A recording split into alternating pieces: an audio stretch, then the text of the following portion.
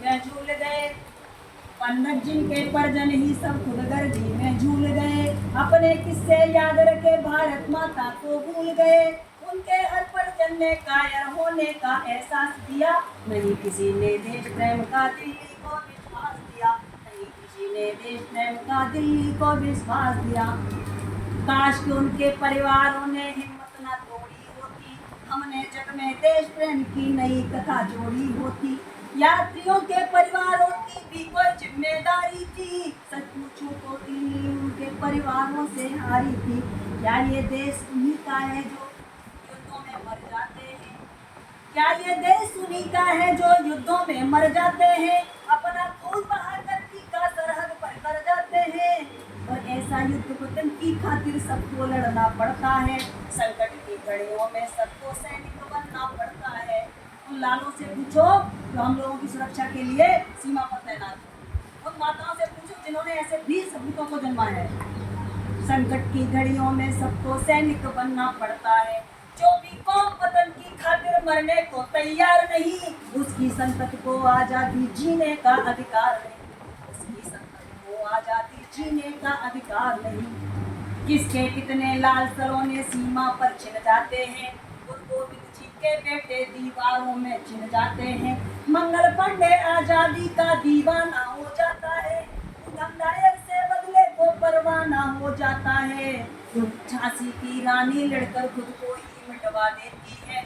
पन्ना नाय वफादारी में बेटा कटवा देती है। और घास फूस की रोटी खाकर राणा नहीं लड़े थे क्या? बंदा बैरागी के तन पर कोड़े नहीं पड़े थे क्या? ये गाथा हमको सूरज की लाली में रख देती है। हाड़ा रानी शीश काट कर थाली में रख देती है। लेकिन होता क्या है? क्यों? रामचरितमानस में भी लिखा है कि भयनिक होए न प्रीत गुसाई रामायण ये सिखलाती है। राम धनुष के बल पर ही सीता लंका से आती है। अपने सिक्के खोटे हो तो गैरों की बन आती है। और कला की नगरी मुंबई लोहू में सन जाती है। राजमहल के सारे दर्पण मैले मैले लगते हैं। इनके खूनी पंजे दरबारों तक फैले लगते हैं। इन सब षड्यंत्रों से पर्दा उठना बहुत जरूरी है। पहले घर के गद्दारों का मिटना बहुत जरूरी है। पकड़ कर तुम्हें इनको खींचो बाहर खुले जाले में। चाहे कातिल पास खड़े हो साथ ताले में। अब की चिंता मत कर बेटे, अब की चिंता मत कर बेटे। चेहरे का खून बदल देंगे। इतिहास की बात अलग, सारा भूगोल बदल देंगे। सिंध और कराची तक सब कुछ गारद हो जाएगा। सिंध नदी के आर पार पूरा भारत हो जाएगा। सिंध नदी के आर पार पूरा भारत हो जाएगा। और क्या हुआ था जब अटैक हुआ तो स्थिति क्या थी हमारे राजनेताओं की? टेबल के सहारा, कोई दीवार के सहारे टिके हैं या हमारी कहीं गोली ना लग जाए। और एटम बम बना लो लेकिन हिम्मत कहाँ से लाओगे? इन्हें चलाने को क्या बोलो अपना बाप बुलाओगे? इन्हें चलाने को क्या बोलो अपना बाप बुलाओगे? सिंह द्वार पर आकर चूहा मुझ ऐठ के चला गया। एक तमंचा एटम किताब भैया चाटा मार गया। एक तमंचा एटम बम के ऊपर चाटा मार गया। पीछा नहीं छोड़ेंगे हम। लेकिन लास्ट में यही होता है हमारा भारत लेके जाना है आज।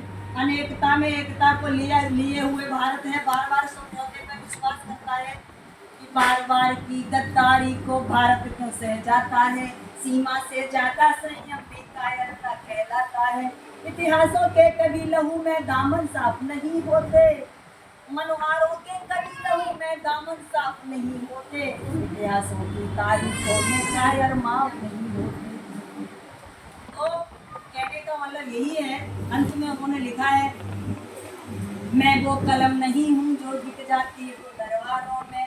मैं शब्दों की तीख सिखाऊं अंधियारे चौबारों में। मेरी कलम वचन देती है अंधियारों से लड़ने की। राजमहल में राज मुकुट के आगे तनकर अड़ने की।